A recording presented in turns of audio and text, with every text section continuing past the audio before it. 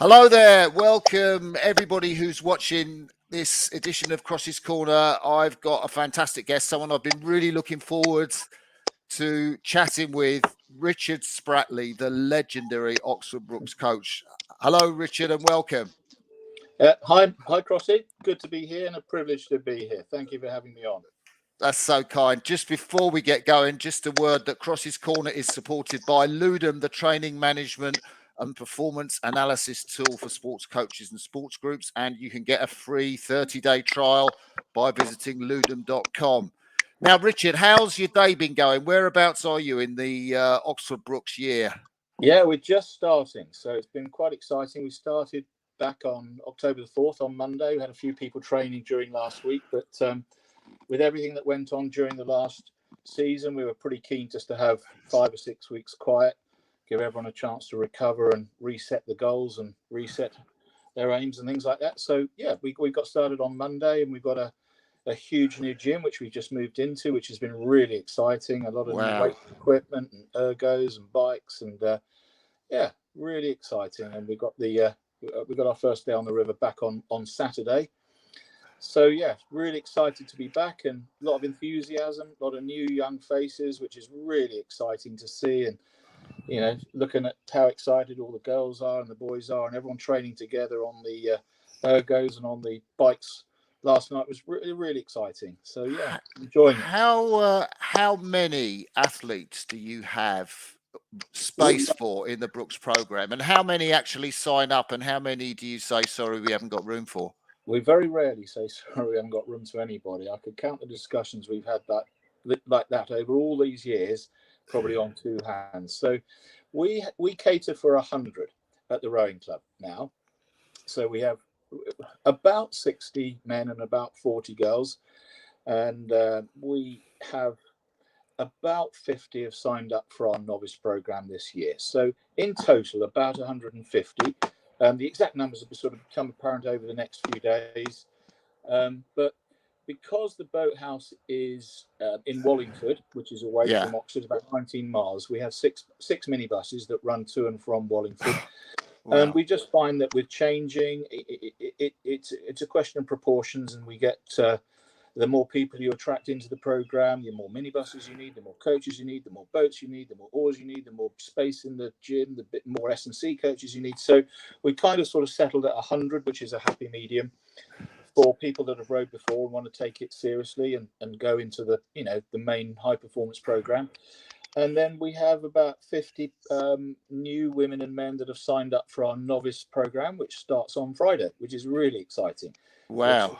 We're setting out on a 6-week program for novices on the rowing machines and on the bikes. So we have a really good look at who wants to take it seriously, who's up for it, who wants to get stuck in, and who's willing to turn up and make that commitment. At the end of 6 weeks, then we'll sit down and decide, how we move forward. And I would hope that we would take at least 5 to 10 men or 5 to 10 girls or both to the river and get started in the boats. But that's purely sort of a physiological testing ground and to see whether the rowing is for them. So yeah, 100 at the river and 50 on novice program at the moment. And you've had novices go through to the Olympics, haven't you? Was Rory Gibbs a novice? No, Rory Gibbs. I first met him when he was 16 down at our training lake at Wimbleball.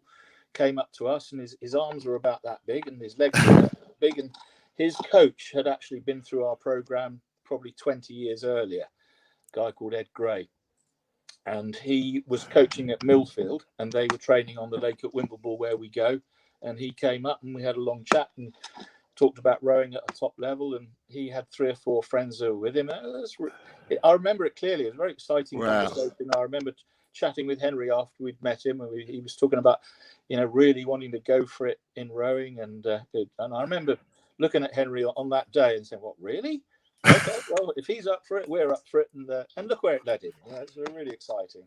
Yeah, I want to take you back, to when you were first at Oxford Brookes, because it's an incredible transformational story. Can you describe what Oxford Brookes was like when you first rocked up there? How exciting! Yeah, so I came to Oxford Brookes, Oxford Polytechnic at the time, in September 1991. Wow. And I'd been rowing at a fairly lowly level. You know, I'd rowed. I started my rowing at Henley Rowing Club as a 14-year-old and went through and was, would you believe, coached by some of the people that are still there coaching. Chris Boothroyd and Pete Nicholas and people like that were helping me row, which is it's really exciting to see them there. And I had a spell rowing at Leander and at Maidenhead with a few friends like Eric Sims and things Simsy. like that. But yeah, got to the sort of, you know, late 20s, early 30s, and it was time for me to probably, you know, realise that I wasn't cut out for the top level rowing. But it just happened that a chap called Pete Lowe, who is now the chairman of our tourist boat club and has been since he left Oxford Brookes, he asked me just in passing in the summer of 1991 if I and a friend of mine, Tim Levy, who had been coaching at Thames, I know Tim. in a previous, probably I'm sure you might have heard the name or you know him, and he'd had some success coaching at Thames. Anyway, Pete Lowe was a friend of my brother's. My brother was a rower and is now runs an architectural practice in Henley, but he was living with my brother just outside Oxford at the time and suggested, would I be interested in coming and watching and maybe getting involved in doing a bit of coaching of the Oxford Polytechnic crew. So Pete Lowe had been at Oxford Polytechnic since September 1987. So he'd been there for 3 or 4 years, and they'd had a reasonable amount of success in building what was a group that was taking it reasonably seriously. They'd had a few good results in the Thames Cup, and you know, got through 1 or 2 rounds. Was all, I think the serious side of the group was really instigated by a chap called Nick Rogers, who I'd rowed with at Leander in about 86.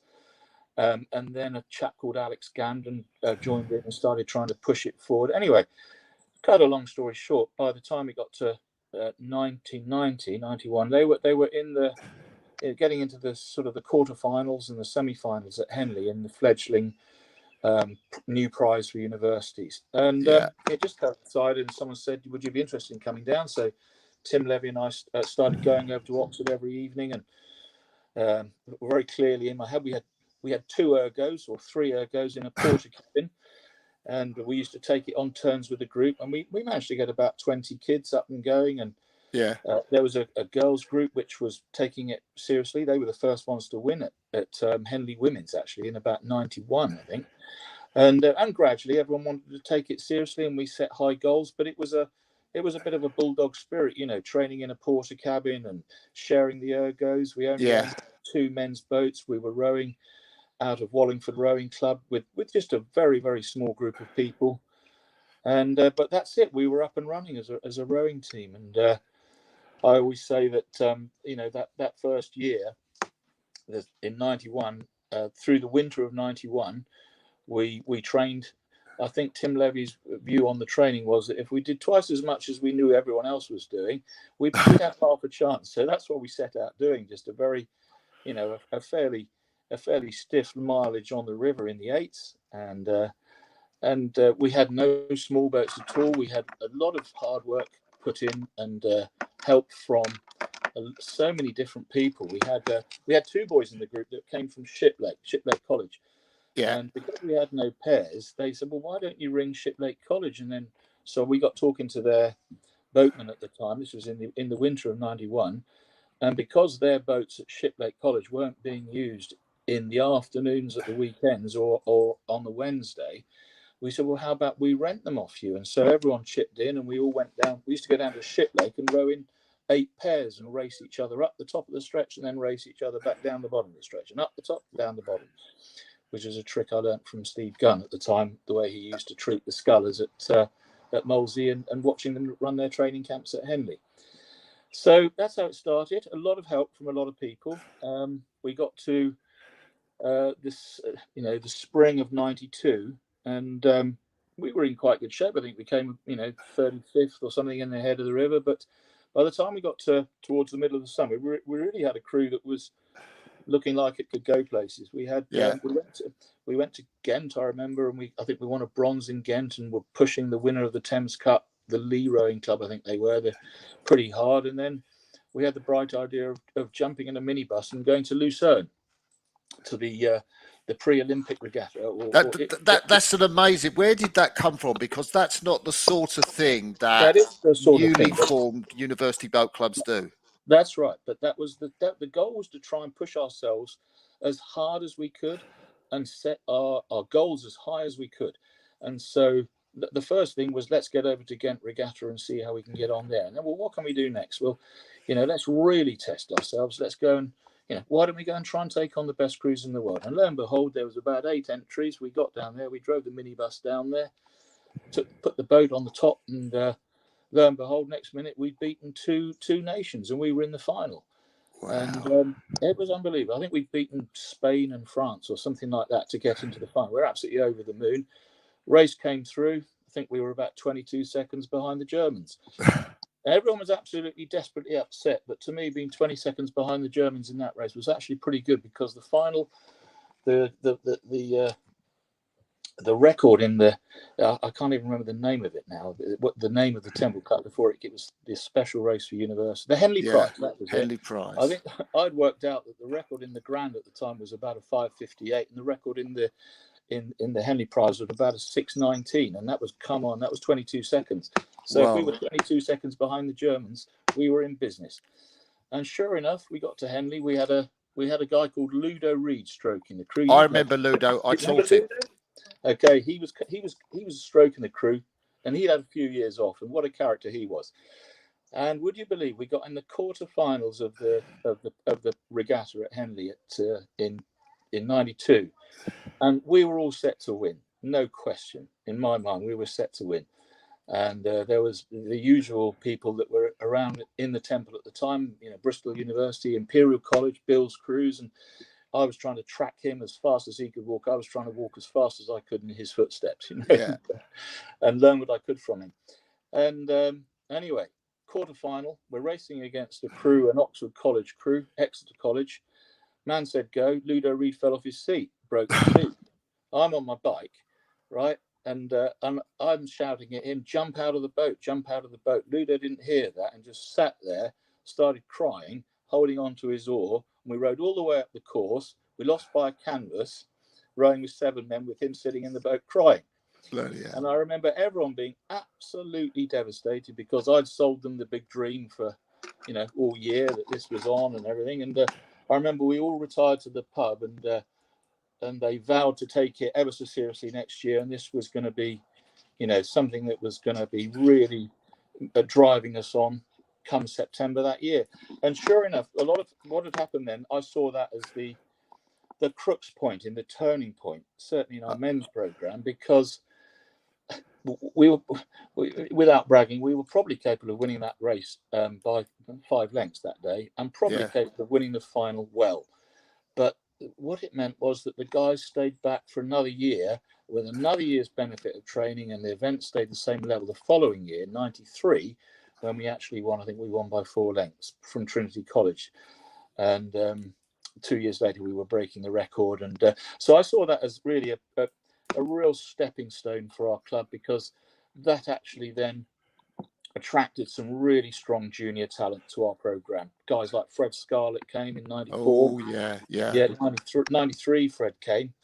And he had a lot to say for himself. But we had other guys. We had junior internationals, guys like David Peel coming in. And so it enabled us to really push on.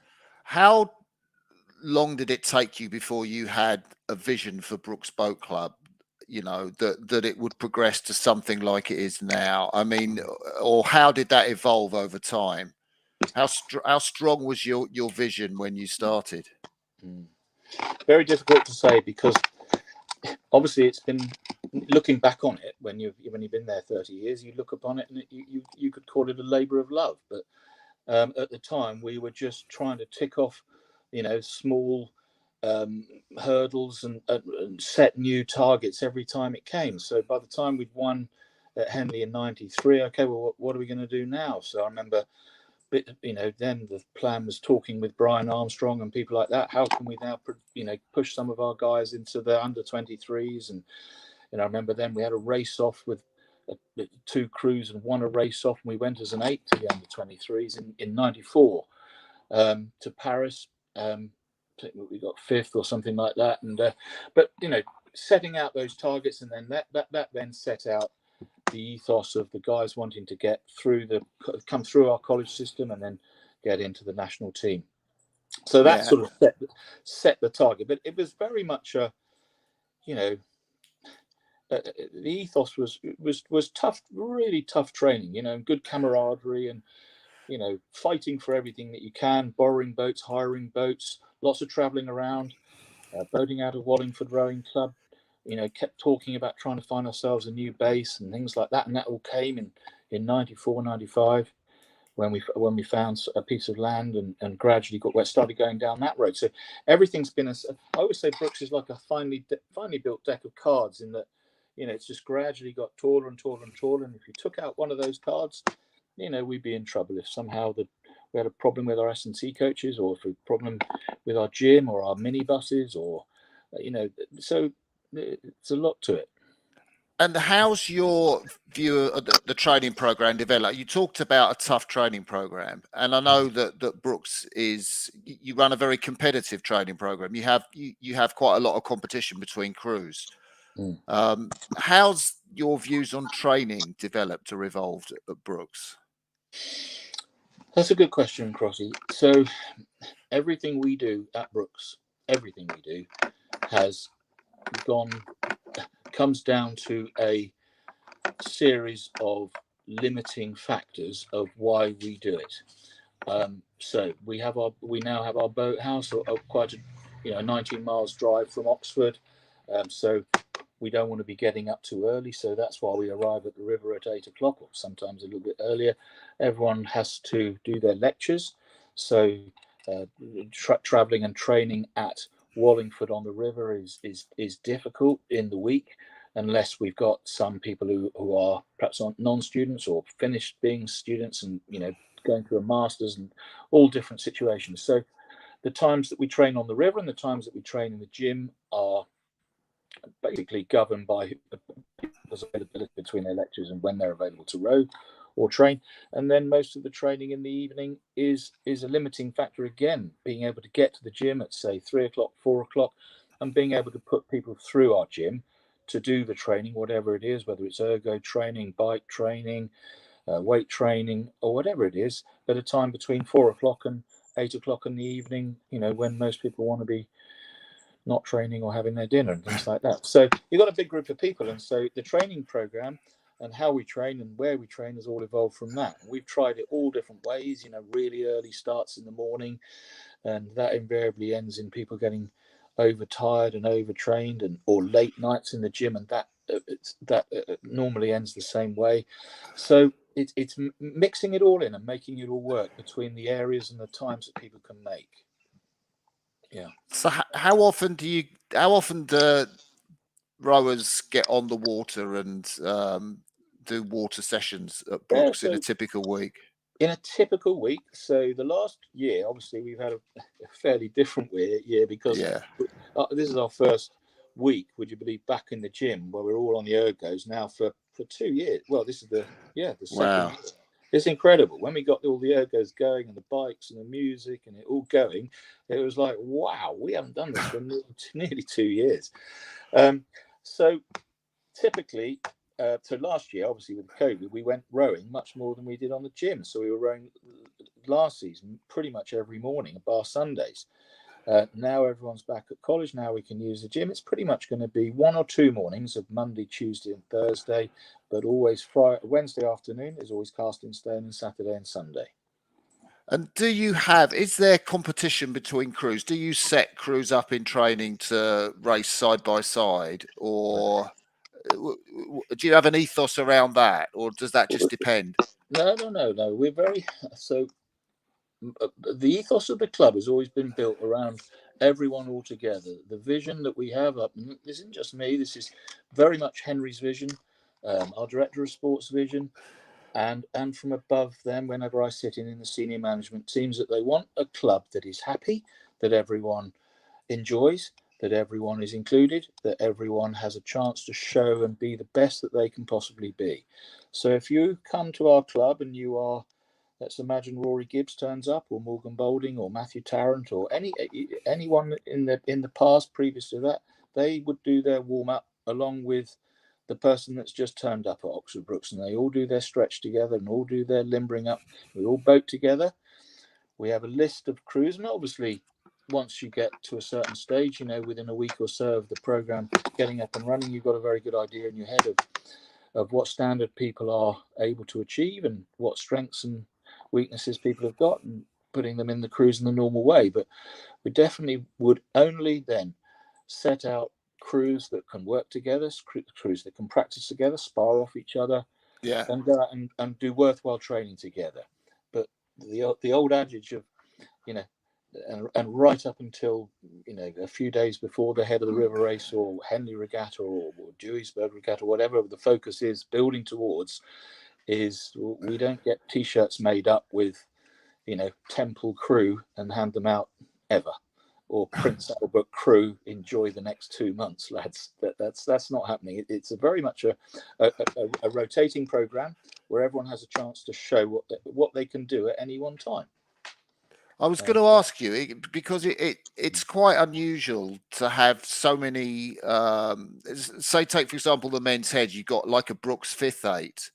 To have athletes motivated to row in that fifth eight, that's quite a challenge to get guys motivated when they're, not at the first eight standard. How do you manage that?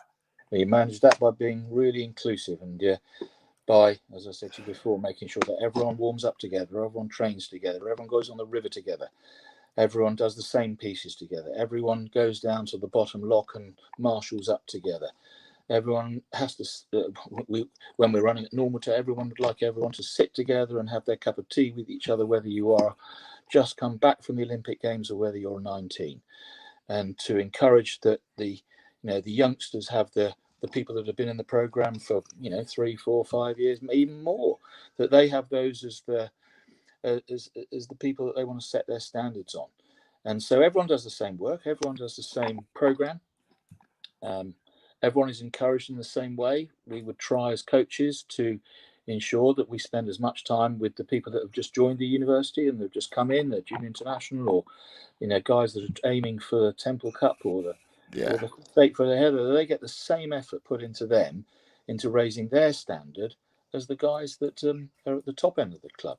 And that's an ethos that we really want to try and maintain. When we go to head day, that's a big day. We're going to take 6 or 7 crews, and everyone's treated the same. We all sit in at Barn Elms. They have a huge gymnasium. We all sit in the tank room there, no matter whether you're trying to win the head or whether you're going to try and come 15th, but you're in the 6th eight. It's the same talk, and it's the same discussion, and it's the same ethos and approach to the race for all of them. And that way, you're going to buy into it, and you're going to prepare the people that are going to be your next international rower, your next champion. Yeah. What are you trying? What are you get your head around? What are you trying to get the typical Brookes rower to do in terms of they come into your boat club for the first time? What is it you're trying to put across to them? I know you've mentioned already that ethos of doing things together. I think practice is better than preaching. And when they come in, for instance, the other night in the gym, we'll sit down with everybody and go through what's going to be expected of them when they're coming to Oxford Brookes, and to be absolutely open and honest with them about ensuring that we're doing everything we can to say, look, we're here to support you. We're not here for ourselves. We're here to support you, and we're here to get you as good as we can get you in the shortest period of time, and to bring as much of our expertise, experience to pushing that forward. Now, everyone's going to progress in their own way, in their own speed, and some people want to take it more seriously than others, but it's making sure that you've got a handle on everyone's aspirations, I suppose, and you're not pushing someone too hard, or you're not letting someone fall by the wayside who you really think could make it. Yeah, that's really interesting, because I'm imagining that at Brookes you push your guys quite hard, but you're kind of saying there's a sort of a line to be drawn that you don't necessarily want to step over. Absolutely. You know, if you're trying to, the most important thing you have to do is if you push someone, you're trying to set out a program. Let's imagine you push a young student. The one thing that's got to happen, he's got to pass his exams, because if he gets thrown out of Oxford Brookes after year one, and you've put a lot of work into that chap, that's a waste of time for him, and it's a waste of time for your program as well. So it's really important that you've got someone that's getting through their exams and keeping their work status and their program going the whole time. And really then just monitoring it, and you're going to make sure that everyone is working at a level which they can cope with. You're not pushing someone too hard, or you're not working out where everyone fits in on that landscape. Yeah, where you work obviously closely with all your coaches, and you've got the chief coach Henry Balash-Webb. Do you want to say a bit about how you work with Henry and how much Henry's hunger? I heard from Alex Partridge, he asked a particular question, that how much of Brookes' success is down to Henry's hunger and view of the training program. Henry is absolutely key to the program. Henry has been completely instrumental in the recent successes of the club. He's been with the club now, would you believe, for 18 years. No. As a student, stroke trainee coach, stroke chief coach. I love working with him. He has an incredibly determined attitude, and a very disciplined, determined attitude with it. His ability as a coach and his progression as a coach has been absolutely key to the Brookes program in the last 10 years, when he's been building his skills as a coach. He's very, very driven. He's very determined. Tremendous attention to detail.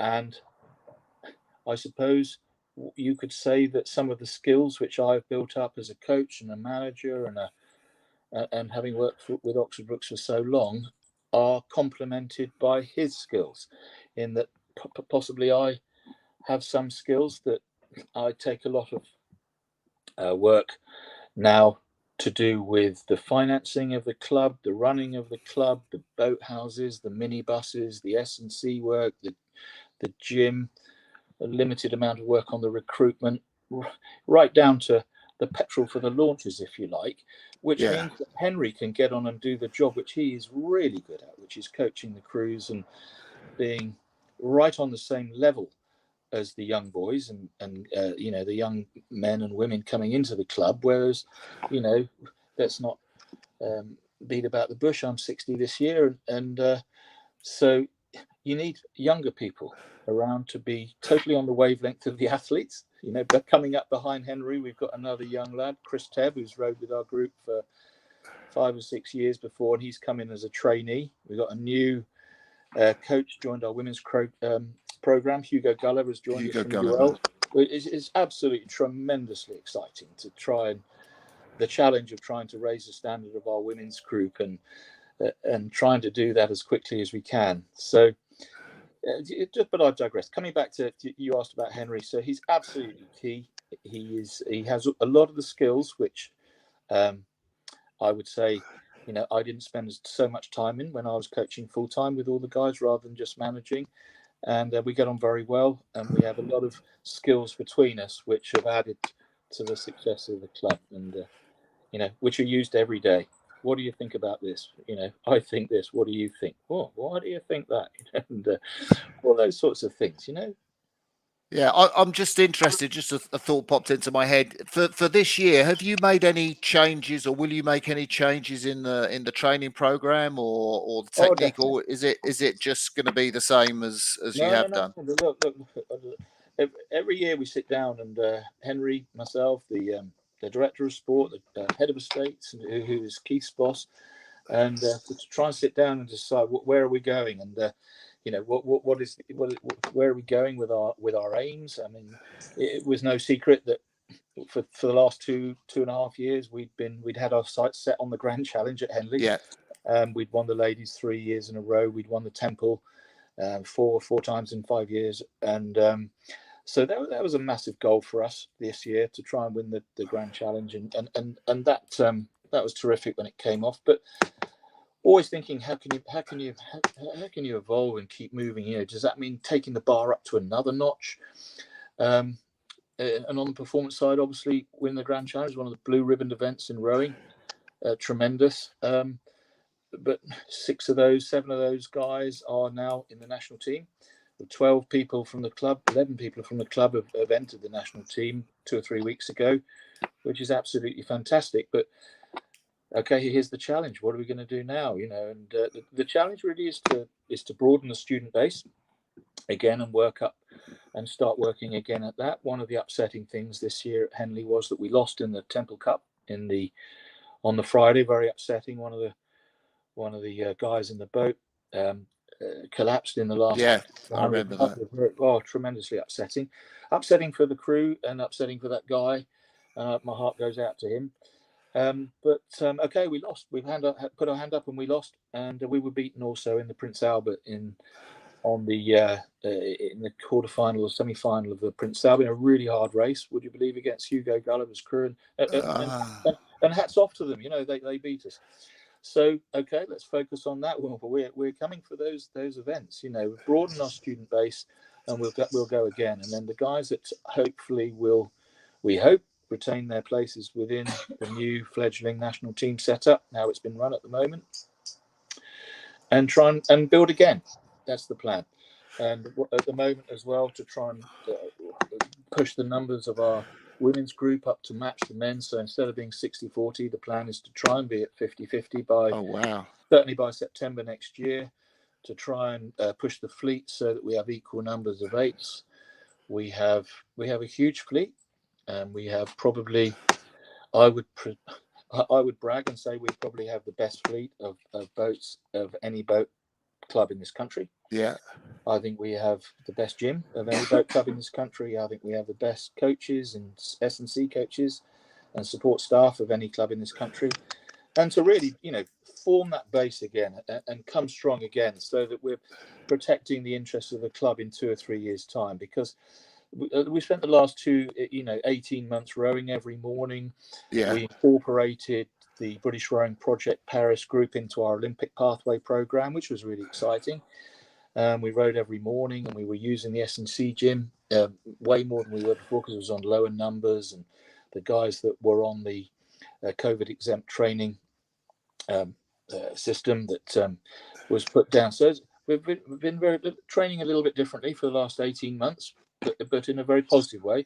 So I think, you asked where are we going, and I think the aim is to really strengthen our student base, bed that down, work on our women's group, trying to push the level up there as high as we can, work on our equipment, trying to level up our equipment so that we're equal on the men's and the women's side, and just keep tinkering with it. You're not going to equal everything up and then suddenly have everything exactly how everyone wants it, but we've come a long way in 30 years, and let's hope that continues. How good was that Grand Eight? I know you didn't get the race that you wanted at Henley this year in the final, but give us a sense of how good it was.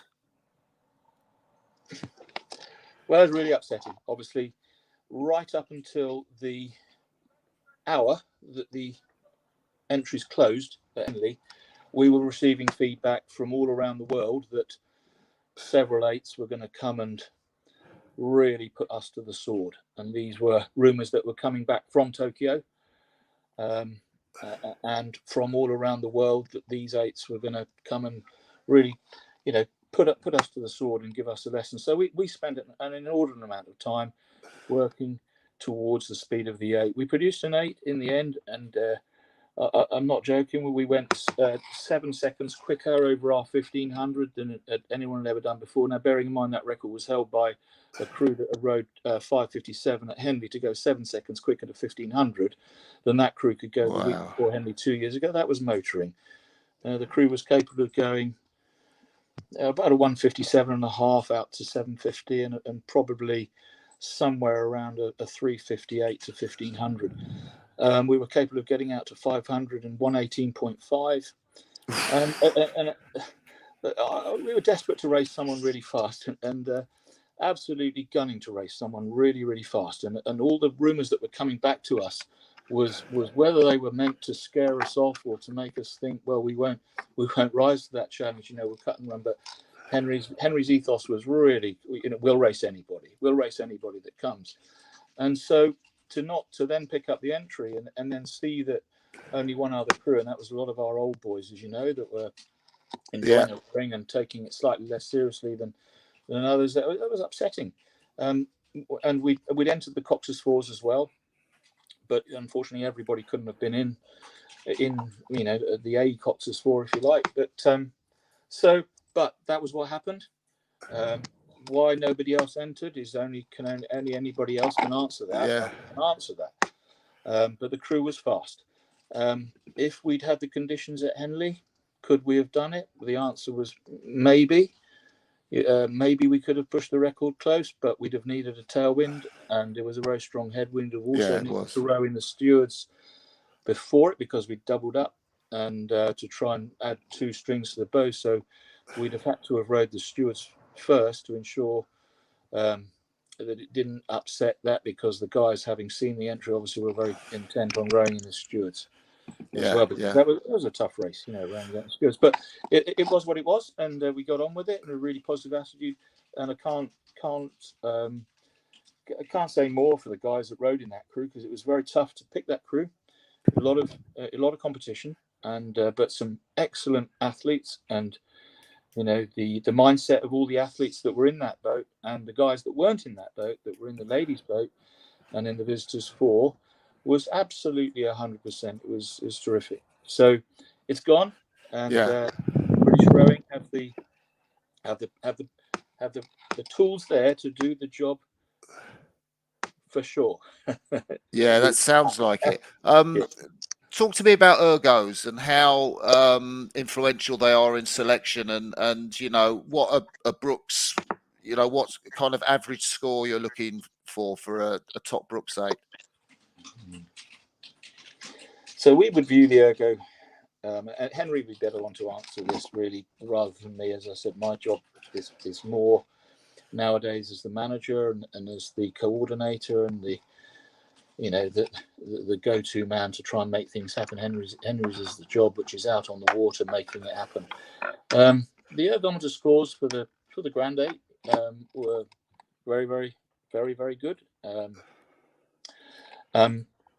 Ranging from 555 or something of that nature for some of the guys at the lower end of those ergo group, right up to a 543 for the guys at the front end of that group. But we're very much more into looking at the whole package rather than just looking at the ergo score. We spend a lot of time looking at the work that they do in the pairs. We spend a lot of time looking at the work that goes on with the paddling of the boat, how they row the boat, how they row how each man complements and enables other people to row the boat well, rather than having someone in there who is perhaps very strong on the ergo but perhaps upsets the boat so that other people can't let it go. We look at all aspects of the stroke, as you probably know. We spend a lot of time looking at all the biomechanics of the boat and how it moves and what we're looking at there. So the ergometer forms a percentage of what we're looking for, but there's a lot more to it than just looking at the ergo score. And I find this is just our personal opinion, and I find looking how different people pick different aspects of the train to select their boat, that picking the boat on the ergo score would definitely not be something that we would be looking at doing. Yeah, you mentioned there, using the telemetry and so on. I think there probably is a sense there's a Brookes technique, a way that Brookes like to row, and that would be that it's quite a front-ended stroke. That's been said about it. I mean,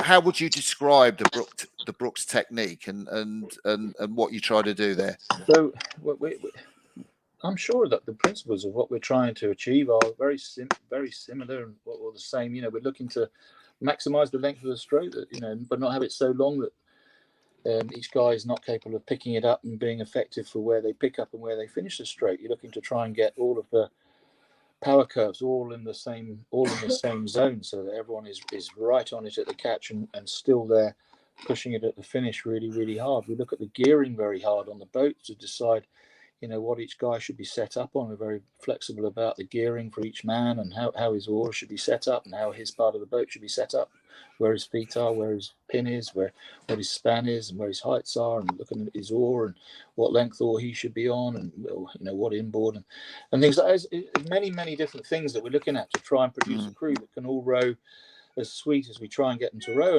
And we have reached a point where I think most people would look at the crew, whether the temple crew, whether the grand crew, and we're all trying to work the same way, and trying to be, quick and hard on at the front, very solid through the middle of the stroke, but also very much in charge of your boat and your skill and your balance and things like that.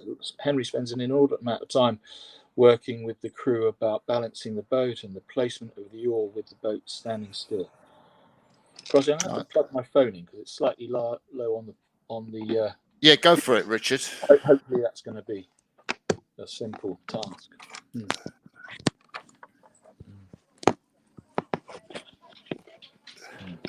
Right, I'm with you. So fantastic. So you use these fat vortex blades. Is there any reason why you've got that piece of equipment? No. We have 14 sets of fat twos, and every time someone comes in our boat, they say, "Why do we use that?" That is as simple as about 6, 7 years ago, we were rowing. We had the smoothie. We had the smoothie with a different handle. We had the smoothie with the wooden handle. We had the one and we bought a set of fat twos, and we won the temple with them. And we said, "That's it. We're going to stick with those." They worked for us then. Can't remember. It was 2015, I think we won the temple, and we said, "That's it. We'll stick with them. They're good for us." And and then so that the whole club uses the same oar, and the whole club has the same grip on the oar. Now we have made a slight deviance from that. We have 2 or 3 sets of smoothies which we use in the smaller boats. In the pairs, the top guys prefer those, but generally that's why we stick with the fat twos. Nothing more sinister than that. Yeah. Do you ever look at what's going on internationally in terms of technique? I guess there would be what the coaches are putting across in the British team, or various trends in world rowing. Do you ever look at that and think what you might bring back into Brookes at all, or does your focus remain the same? This is what we do. We have to focus on what we're doing. We have to. Can you just hold on 1 second? Can you just get me a charger? I don't know if we've got a charger. Just making sure I don't lose you, Crossy. Yeah. Well, I think people are enjoying our chat, Richard. There's DB Cooper there. Loves your story. No, we have to focus on what we're doing. We've tried to push out our hand on numerous occasions to British rowing. Could we come and row with you? Could we spar with you? Could we come and train with you? If you're a boxer, you would think a boxer would want to come and have a little fight with somebody else as a sparring partner, wouldn't you? If you were a runner, you would think you would want to go jogging with someone in the evening. If you were a rugby player, you'd want to do possibles against the probables. If you're a football player working with Gareth Southgate, you'd have 2 5-a-sides or something like that. Or if you were but we've held out our hand and would very, very much like to do some work with the national team, but we haven't been able to as yet. Yeah. What's your view on what went on with the national team for this Olympiad, and broadening that in terms of the way it's working with Brendan Purcell, getting rid of the chief coaches and running a different system? What's your view on that? To be honest, we're so little involved. We have a very good relationship with Louise Kingsley and with Peter Shepherd, but we have no input or no discussions with any of the national coaches on what goes on. I think it was an enormous shame what happened in Tokyo. I told you the times that R8 was capable of running. And even a polite discussion with anyone that was in those crews would give you the same answer, I'm sure.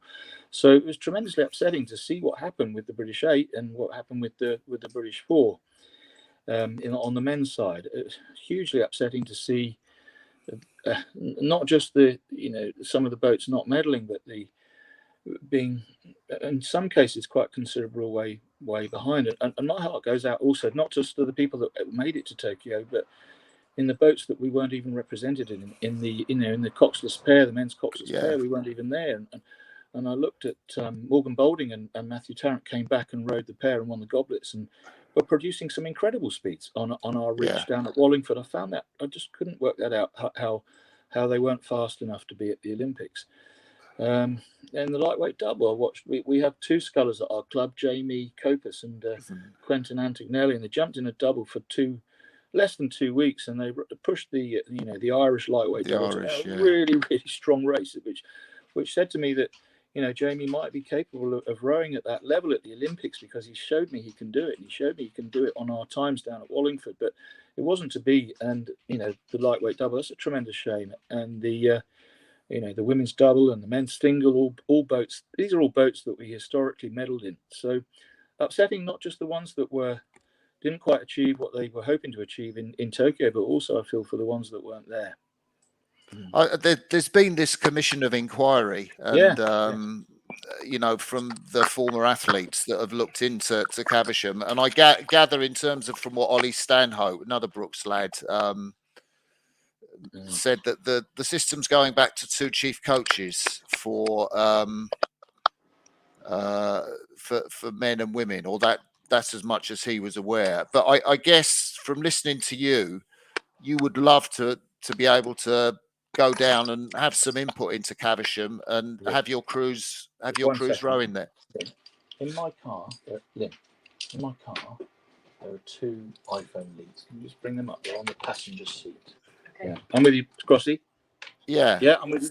Say it again. So Ollie Stanhope said 2 chief coaches looks to be, a possible direction for the system at Caversham. But I'm guessing you would like to work with them more than has ever been possible in the past. You'd like to have some Brookes boys doing some pieces at Caversham.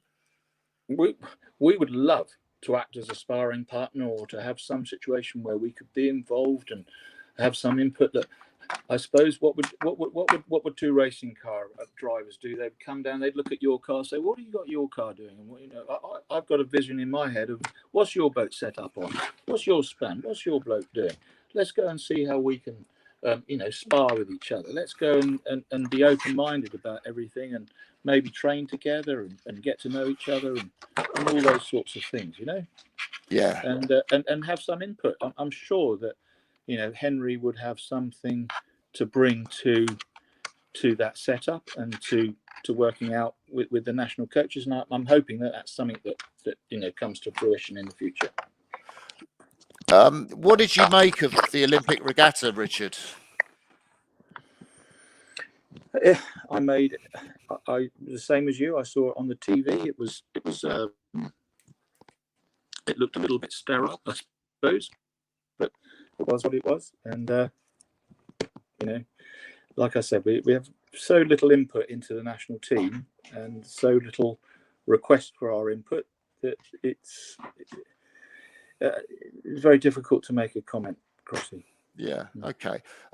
Just taking you back to the successes of the boat club at Henley. I think, was it in 2017 where you first did the double of the Temple and the ladies? 2017 was the first time we did the double. Yeah. What does that mean to a boat club, and what does that show about your boat club, and how difficult is it to actually win those 2 events together? Well, to win the double was something we strove for 3 years, or 2.5 years, working towards that. When we achieved it, massive achievement. The guys that were in that ladies' play take, the first one, formed the basis of the crew that rode in the Grand Challenge, the Eldridges and Glovers, and sorry, Glover was not there, but yeah. So, and it'll be some.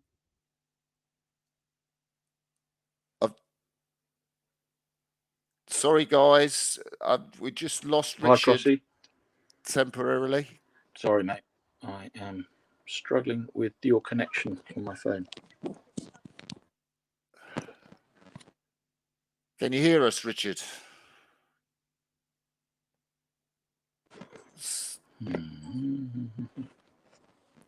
So I'm just going to talk a little bit. Yeah.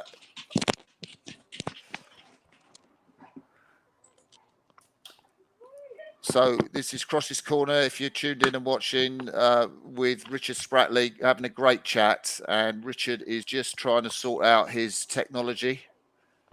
If you've got any questions for Richard, please don't hesitate to put them up, and I'm sure Richard will try and answer them. I can hear you.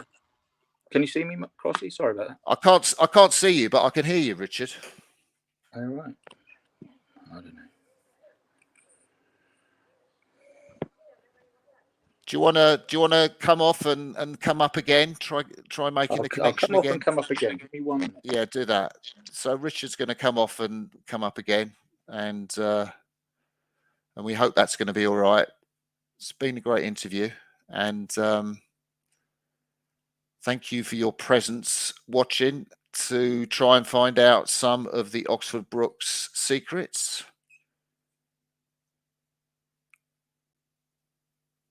And we're going to hope that Richard will join us again, and we've got some more ground to cover.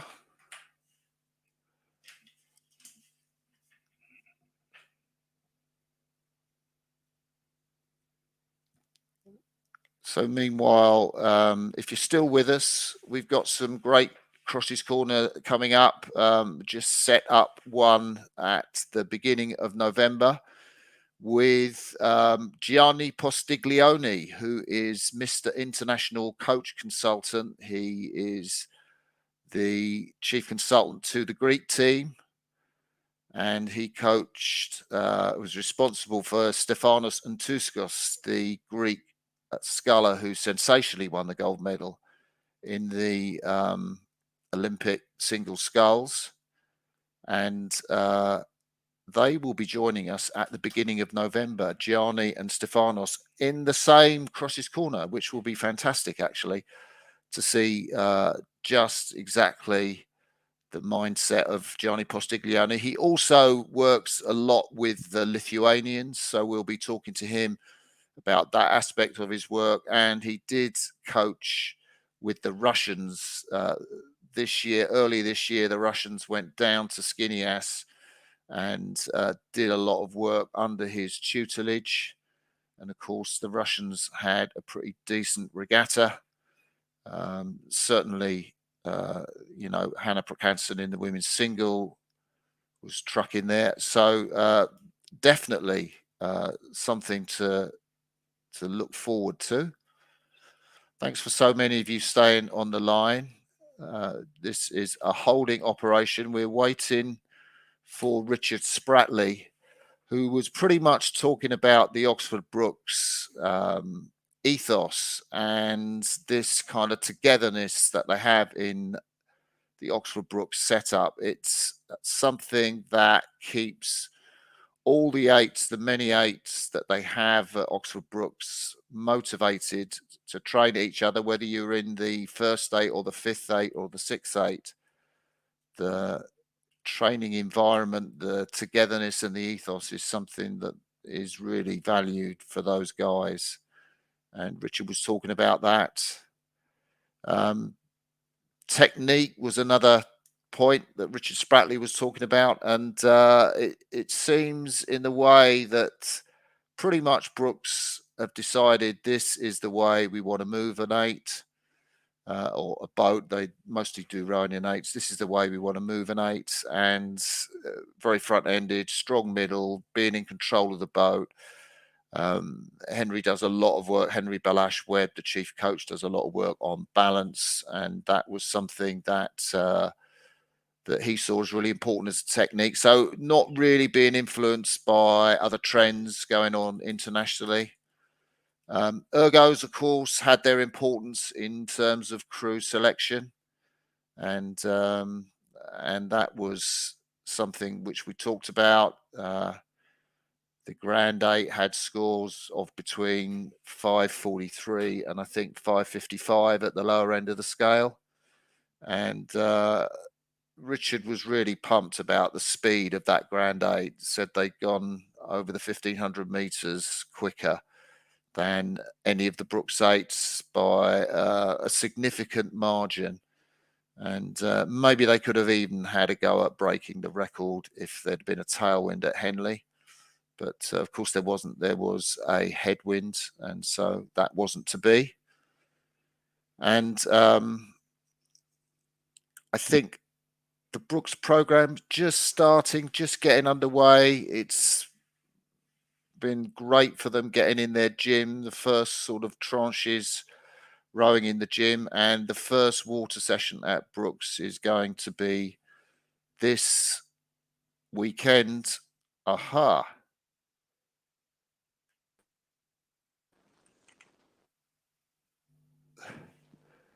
Richard, I can see you. Martin, I can see you. He's good again. He's good again. This is technology, cutting edge technology, I have to say. And we had Richard Spratley there for a moment. And it's very interesting that you got so many of you guys still there, because obviously Richard Spratley, guru and legend that he is, has got a great story to tell. And we're hoping that he can get back to us and we can continue this interview.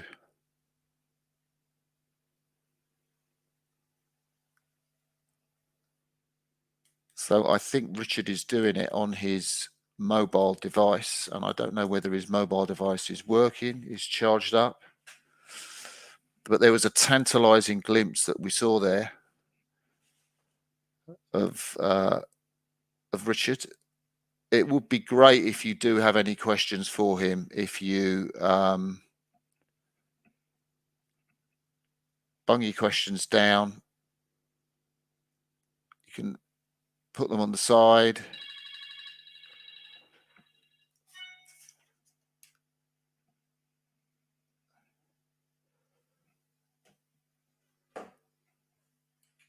So that's great. Thank you, Sam. Thanks, Miriam, Luke. Great, nice, specific question there. Love those questions for when Richard Spratley comes back with us. I think he is trying to do that. And Wingfield Sculls coming up soon. I don't know what your thoughts are on that, but 21st of October should be a great event to just see where people are at this time of year. Going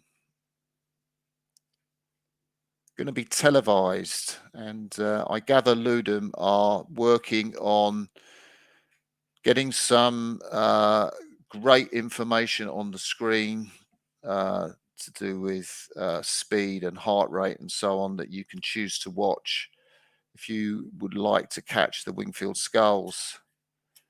So that would be great. I think coming up on the 21st of October, that event. Do apologise. Thank you for so many of you staying on to Crossy's Corner. I think one of the things that Richard was having a few issues with was the technology. Just trying to get the link up to us here at StreamYard. And what we'll do, we'll give Richard another 3 or 4 minutes and see if he's able to make a connection. And just checking my messages to see if Richard is coming through.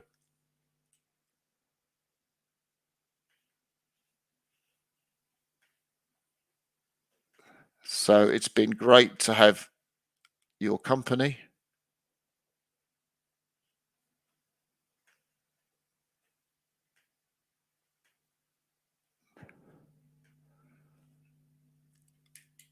This is Crossy's Corner, and you're seeing a lot of Crossy at the moment.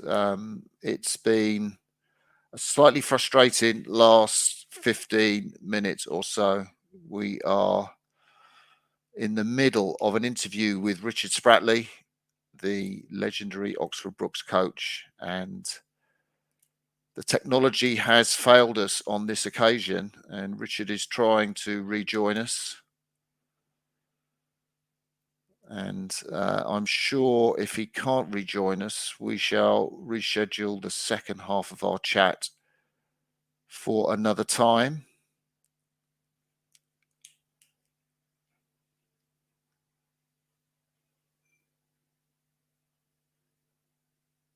The Oxford Brookes team starting their training, coming back in. There is Richard.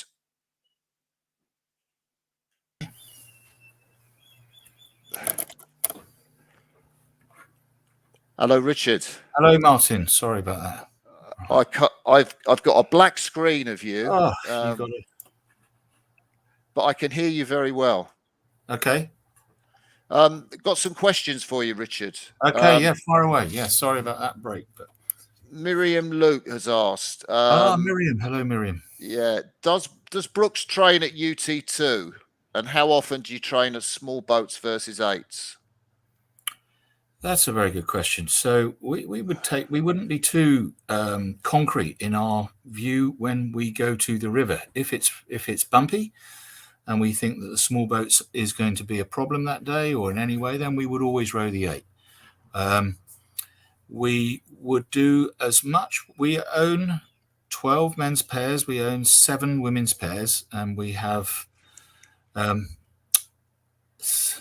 8s, would you believe? So we're not, pushed into any boat class or boat category on the day when it depending on the weather.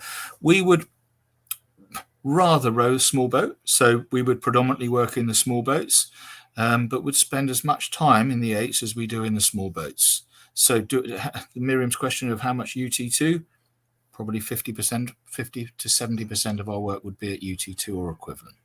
And how do you set that at a lactate threshold or a pulse threshold, because if the guys are competitive, then it's sort of verges onto more UT1 than UT2 or UT1 and a half. How do you sort of gauge that? We'd look at probably on a fairly basic method. You're on half pressure or on full pressure, or the coxes, especially if the guys are out in the pairs, they know they've got to go rowing for 18k in the pairs. They've got to pace it, and they're rowing in a group of pairs. We would always try and work all the men's pairs as one big group, so you can be out there with 12 or possibly even 15 other pairs. And so you've got to be able to contain your we would want someone to, when they're working at UT2, to be working at a level that they can cope with for all that 18k and sustain it, but also sustain it at a reasonable level and an economic level that's the same at the end as it is at the start. So that's it, really. Yeah. Sam asks about your weight sessions and how many you do a week in the winter, and what do you continue through in the summer? We continue. We keep the weight training going all the way through the year. So a typical week for a Brookes rower is to have Monday on the ergo, Tuesday on the ergo, but also with weights. Wednesday on the river twice. Thursday weights.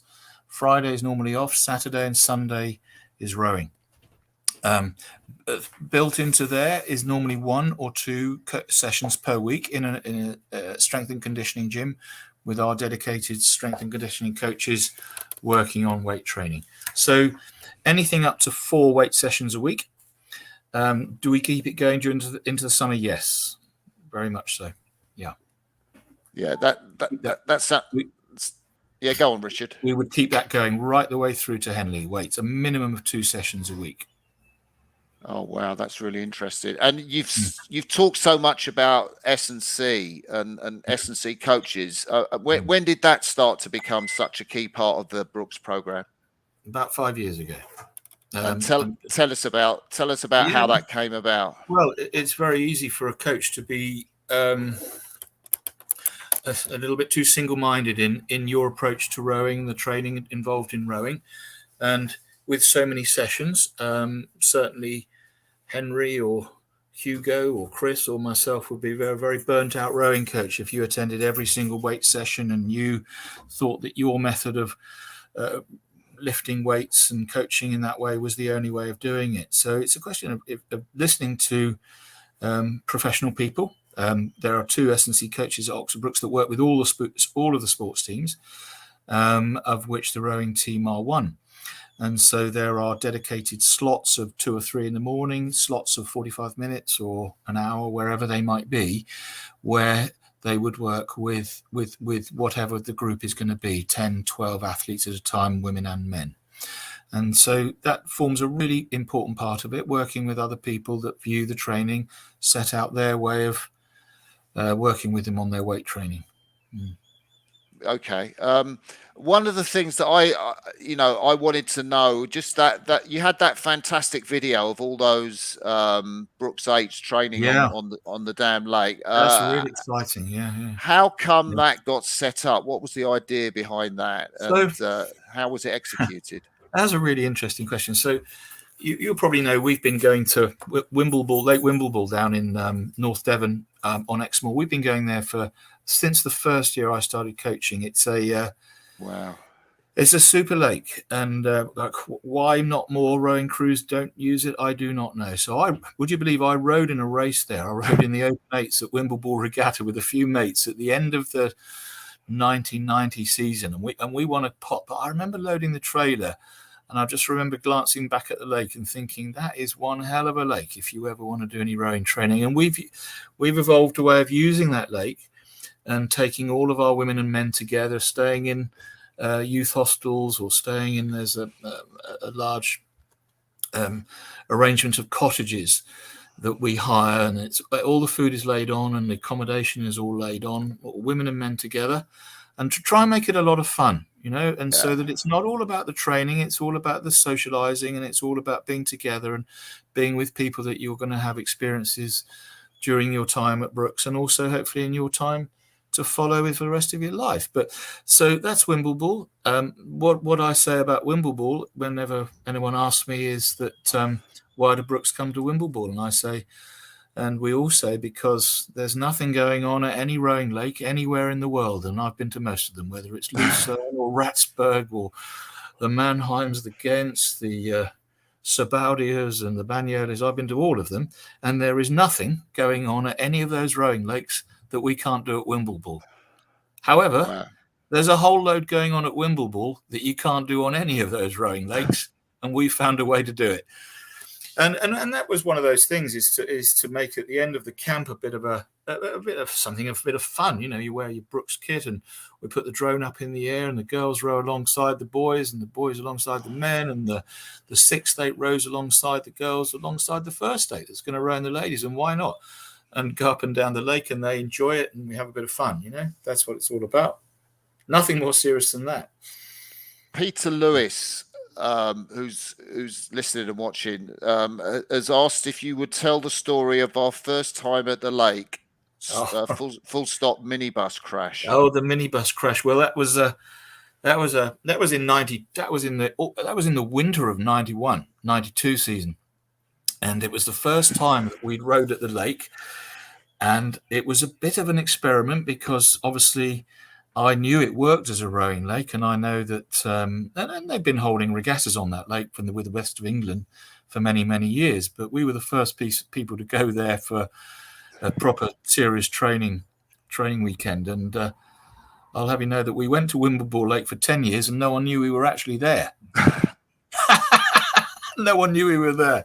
Anyway, someone had the bright idea that we were going to go and do 3 outings on several of these days.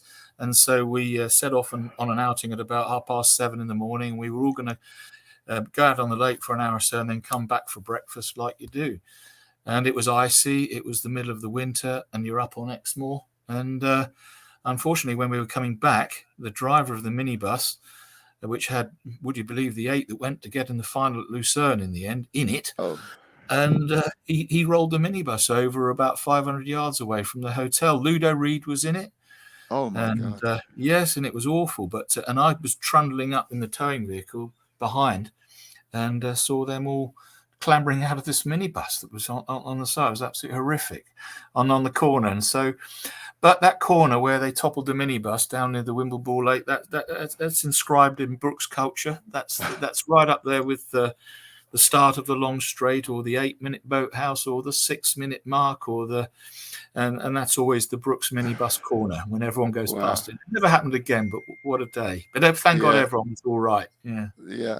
Miriam Luke wants to know if you have got entries in the Fours Head this year, Richard, and whether that was easy or you missed the entry, or... Well, Martin, that's another. Miriam's right in there. So I just noticed that the Fours Head of the River opened its entries on Monday, which is quite a long way before the actual event, which is, I think, the second week in November. Historically, we hadn't done the Fours Head for quite a few years for various reasons, in that it comes very quickly. The entry comes very quickly into our season. And obviously right now we're dealing with 35 people that I've only met on Monday. And so it's very difficult to put a set of really, comprehensive, useful entries in, bearing in mind the information which you've got on everybody. So, but this year was a little bit different. I thought, because they opened early, because I thought that they might fill up quite quickly. I think we were quite keen to put in 4 or 5 men's crews and 4 or 5 women's cruises. So we sat down with Hugo and with Henry and said, okay, we'll try and make a really good stab at who we could row in 4 or 5 crews, girls and boys. And at the end of the day, that's only 10 crews, and that's only 40 odd people. We've got 100 people. So there's going to be 60 odd people not rowing in those crews. And if we can spread that around and have some more entries in due weeks, if it doesn't fill up, then that would be great. But Miriam's entries were, should the clubs be limited to a maximum number of entries? I don't know. That's a difficult one, isn't it? I think possibly, yes, you could say that maybe there should be a limit for the top clubs, but like we could probably easily enter 16 entries, 17. I think we own 24s. So yeah, I'm sure if you ask one person that question, another one, but I think we've put in 8 entries and be interested to see how they go. Yeah. And do you know, where will you be racing? Will you be going abroad this year to race, or next year in the 2022 season? Yeah. So we would try and go back to our pre-COVID sort of program. So we would always try and row. We have 3 training programs, 3 training camps in Wimbleball, 1 in the 2 in the winter and 1 in the summer. We take the whole club, and every woman, every man that we have subscribed to Ghent, which is always an enjoyable weekend. We hire a hotel in Ghent where we take 100 people. It's always a really enjoyable weekend, and everyone has good rowing and good fun, and they all eat together and all room together, and it's always great fun. For the last 5 or 6 years, we have tried to support the Hoosier Regatta, wherever that might be, whether it's in Essen or in Duisburg or in sometimes in Cologne. So that's always a really enjoyable one. It's another step on in the level for the guys. It's about the next step down from a World Cup regatta, but if you're looking to push your crew hard, the German 8 would normally row at the Hoosier regattas, so that's a big goal for us. And you'll remember 2 years ago when our 8 closed the Germans down to half a length, and everyone said, but they weren't trying and they were holding it. I said, but you need to look at the video, because they're all hanging over their blades at the end. They made a pretty good show of pretending they weren't trying. And that's the thing. And to take not just your first 8, but to take 2 or 3 8s, and you'll remember in that race there wasn't just 1 8 that could push the Germans, but the other 2 were pretty in hot pursuit behind, because they're trying to raise their game as well. Yeah, that's sensational. Sorry, Richard. Yeah, no, and then if we can, obviously we always hope that somewhere in the club there'd be some World Cup representation. I do think it's a huge shame that more clubs, especially in this country, that British Rowing don't send a second crew as a World Cup entry, maybe in the 8s or in the 4s. I noticed that other countries do it, and I honestly feel that if a crew in this country can show that it's got youngsters coming up that can go to a World Cup regatta and how do you put it? Not embarrass themselves, but put a show on of some description that they should be given a chance to do that. And that's the breeding ground and the blooding ground for the internationals of the future. And all I would say is that, you know, people like the Scarletts and Williams of this world that came through, that was in the blooding of going to Ratsburg Regatta, to Lucerne Regatta, and to, you know, the Paris Regatta and those regattas, and gaining that experience at a very early part of their rowing career. So another little thing, I would love it if you could show that you were worthy of that place, that you would be given a chance to row as a Great Britain number 2, but that's not for me to say. Yeah, I'm completely with you on that one. I think that would be a great shout, and I think it's limited too much to the sort of top GB, and you're right. Other squads, like, you know, other countries like the Dutch squad, I know they had second crews out at Lucerne Regatta this year, didn't they? Racing the first crew, and, you know, I thought that brought in some good competition. They also, you know, have their own high performance regatta at the Bosban, which we don't have a high performance regatta as such. Exactly.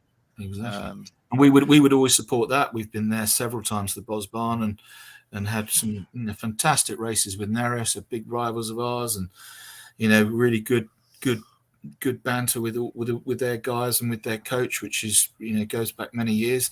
But no, I think the international competition and putting yourself out and raising your aspirations is absolutely key to the development of a rower.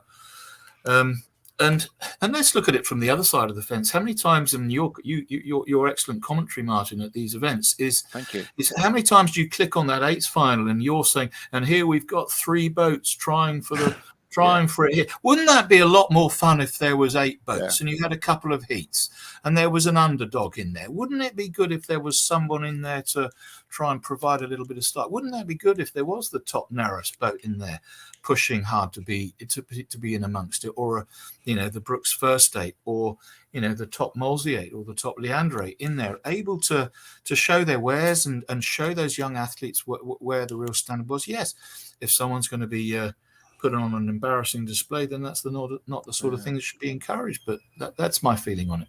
I think that's a great shout. I wanted to ask you about Henley this year, because Brookes got awarded full starts for the last couple of days of the regatta. What was your take on that and how it unfolded?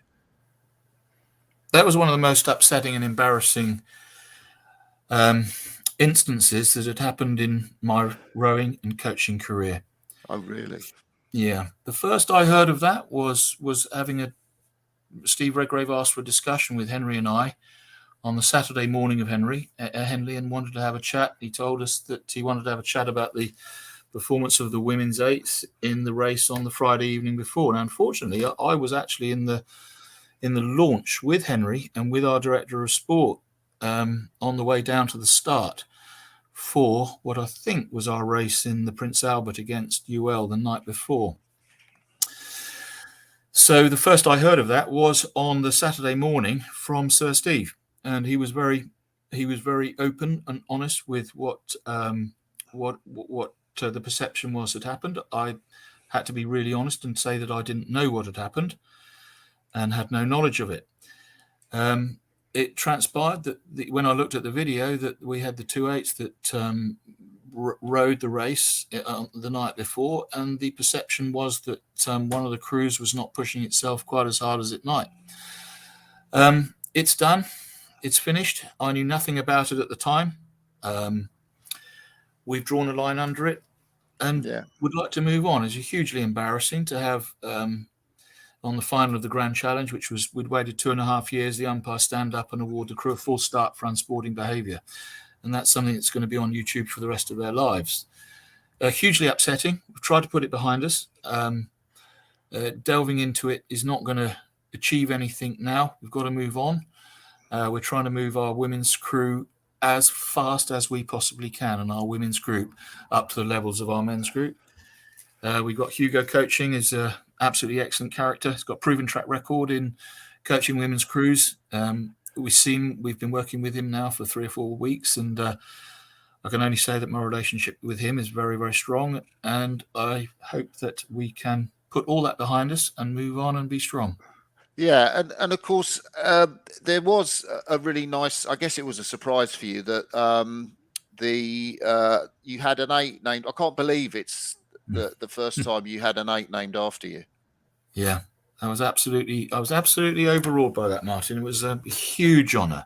So I got an inkling of it during the day on the Saturday, but Henry had organised it along with the organisers of our tourist barbecue down at Upper Thames, and I don't normally go to the barbecue at Upper Thames, the old boys barbecue. That's normally only because I bump into people from 25 years ago who say, "Hi, Richard, do you remember me? We were robbed by Harvard." And I go, "Yeah, you were robbed in the final. It was awful." And I remember it. It was just awful.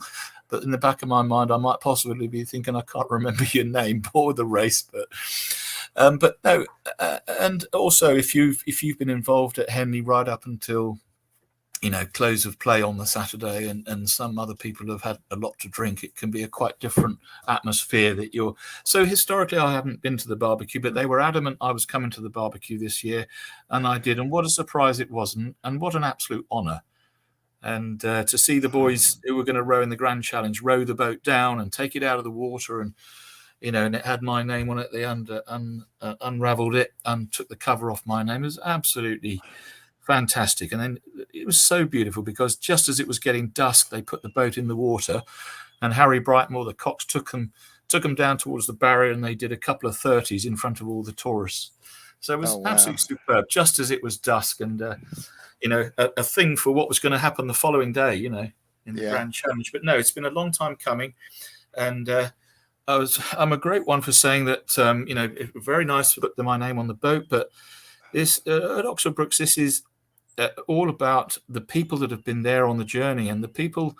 Henry's input is absolutely massive, and our director of sport input's massive. The support of the university, going right up to the vice chancellor, has been really solid throughout our journey, and all of the people that have been, in there on that journey, whether you're the people assisting us with the planning applications on the boathouse, the building of our boathouses, the boats, the minibuses, that's all got various different people, all who are absolutely key in that journey. And I've just been lucky enough to manage that journey, really, to the best of my ability. But there's some people that have put in many more hours than me, I'm sure. Yeah. Brookes has got a right to be, called one of the finest rowing universities in the world. I think maybe it's the finest university rowing program in the world. I think in terms of what you do with, without too many foreign recruits, I know you've had one or two there. I'm thinking when you went to race Washington, we've got a very strong recruitment program in the Montlake Cup. I don't know whether that was 2017 or 2018. What was your take on that race? You narrowly lost to them, didn't you? Yeah. Oh, well, we were robbed. Crossy, coming into the line. They started the race. We didn't hear the bloke say go. We got put on the outside station. They dived off of the inside. We couldn't follow them. They tried to. No. In serious, it was an absolutely fantastic trip to be asked to go on, and it's a trip that will stay with those guys for the rest of their life. If you ask people like Morgan Boulding and Gibbs about one of the most exciting races, I'm sure that will be right up there with them. It was close. They said that they rode to the best of their ability. They probably think they could have gone a wee bit faster and probably nudged it, but they said it was a little bit bumpy, and Washington were shot into the lead off the start, and we were rowing them back for the duration of the course. And when they got in the cut, there was a lot of noise for Washington, but it was very, very close. But hats off to the Washington guys, because we went over there. We went over there with the best of intentions, and we did everything we could to win, and they beat us. And it was hugely enjoyable. And one of the ethoses we try and Well, again, try and pass over is if you want to win hard, you've got to learn how to lose hard as well. And we've lost a few, and we've won many. And when we picked the guys up that lost in the quarterfinals of the Temple, okay, we probably would have won it, but we had that race won, and if we could have just rode another couple of 100 yards, we'd have got over the line. But the discussion back at the trailer with those guys is the same as the discussion that the guys that came back from Washington, is that we're all here, we're all big boys, we all live to fight another day. You enjoyed it, we rode hard, we trained hard, and we rode hard when we were there, and that's it. And we would love to go again, absolutely. Yeah. Love to go. Whether we get invited to go again, I don't know, but really enjoyed it, and hats off to them. And then they came over and beat us in the Temple Cup final that year as well. Rode 6 minutes with the Temple Cup 8 and beat us on the canvas. Do you remember that? Yeah, I do. That was a fantastic God, race. If you produce a crew that can win the Temple Cup in 6 minutes at Henley, you've got some crew. But we were a canvas slow. Hats off to them. Yeah. Richard, you said you're 60 years young, and I think someone commented actually at the start. I saw this Cupcake Elliot, whoever that is. I hope you're still watching. How come we've all aged but Richard hasn't? So you've got many years of coaching, of overseeing that left. I mean, do you ever think how long you've got? I guess you're going to see your time out at Oxford Brookes now. Well, you'd be terrified of someone else messing it all up, wouldn't you? I suppose. No, in theory, no. Look, Martin, there's times when you sit back and think, would I like to do other things with my life? Would I like to do other, pastimes? Would I like to spend my time doing other things? But I started rowing when I was 13, probably the same as you. Maybe you were younger, but when rowing's in your blood, it's in your blood. And when you have an affinity for the sport, it grabs you and it takes you. And I think I'm very, very proud of everything that's happened at Oxford Brookes. Everything that I try and install in our coaches and in our team, I enjoy. I love seeing the best that you can get out of each of the women and each of the men that do it. The look on their faces when they achieve something that they perhaps think that they couldn't have done is amazing. Deep down, 95% of it I love. 5% of it is a drudge. I don't like the rain. They'll all tell you that. Then I get to the boathouse. When I get to the boathouse and it's hammering down with rain, Henry will look at me and go, "You don't like it?" Oh, here we go. Here we go again. So I don't like the rain, the rainy days, but I like the high days. And I enjoy the work of the challenge. We're all setting out on a new challenge now, so it's exciting. I'm off to the gym in a minute. Over in Oxford, it's about a half-hour drive, and I'll enjoy that, getting with the coaches and seeing what's what and seeing who's putting what scores on the doors and seeing who's lifting what weights. It's a really exciting time of the year now. We've put some crews in for the fours, so we start seeing how they'll develop. Really enjoying working with Hugo and seeing how we can move this women's group and keep that going, but you can't rush it. So we've been at that for 6 years now, as we've been the rest of it for 26 years before that. So it's going to take another few years, but we're on it. We're on it. And I think finally, just to throw a question out to people who were waiting while we were trying to sort ourselves out. Tony Ward. Yeah. Obviously, you're on the same stretch, I think, as Oxford. We're on the same stretch as Oxford. Oh, yeah. We I go back a long way with Sean Bowden. Sean Bowden and I coached together a crew that won the ladies back in 97, 98, both in the launch together when he was coach of the national lightweights. People like Alex Henshelwood in that crew and Phil Baker. Oh, yeah. Well, that's another discussion. All the coaches that have come through. Ben Lewis, Alistair Heathcote, Henry Bohatch. Remember, all those boys were working with me for many years. So Sean Bowden, him and I go back many years. Never had a crossword. Get on very well. And whenever it can work, we would have some training. I remember this year during the COVID year, we had 3 or 4 Saturday morning run-outs where we do some mini heads with their boats, and they've got women's and men's, and that's always exciting, a bit of fun. And then we generally, for the last 10, 12 years, have had a fixture up on the Tideway, which is always a bit of fun. And, you know, sometimes they win it, sometimes we win it, sometimes you're rowing on water that is like the Pacific Ocean. And I say, we're not going out there, Sean. He said, well, the race might be on that, right? We have to row in that. Come on, we're getting out there. All right, then we'll go out there. But so it's always a bit of fun. And then we have a match with Cambridge. Again, sometimes we win, sometimes we lose. And it's all part of it. Bit of fun. Yeah. I think we have a fixture with Oxford this next March, I think the week before the head. So that'll be us sharpening up for the head, and then a big fixture with Oxford just before the head. Really exciting stuff. Been hearing good things about their recruitment this year, and yeah, no, it's really exciting. And you know, if we can get out there and get stuck in, and it can be competitive, and then all the best. But absolutely, always, especially in the last 5 or 6 years, preaching and making sure that these are rowed in the best possible competitive nature, but in a good way. No blade clashing, no shouting, no funny stuff. And because these are the guys that you're going to probably end up rowing with in the future, and you all got to get along. And if you want to come again and be in this fixture, you've got to behave. So it's all rowed in a good nature and tough, but in the right way, rather than all the broken blades and shouting that probably went on many years ago. Yeah. I remember those fixtures. Yeah. Richard, you've been absolutely fantastic to chat to. Pleasure to talk to you, Crossy. It's been great that you've been able to give us all this time, and it'd be great actually for people to listen to you. I know a lot of people will want to listen to this and have been listening to it. It's been great to have you along. Thanks for your company, everybody. But Richard, we'll end the live part of this interview now. Thank you very much. Thank you, Martin. Thank you.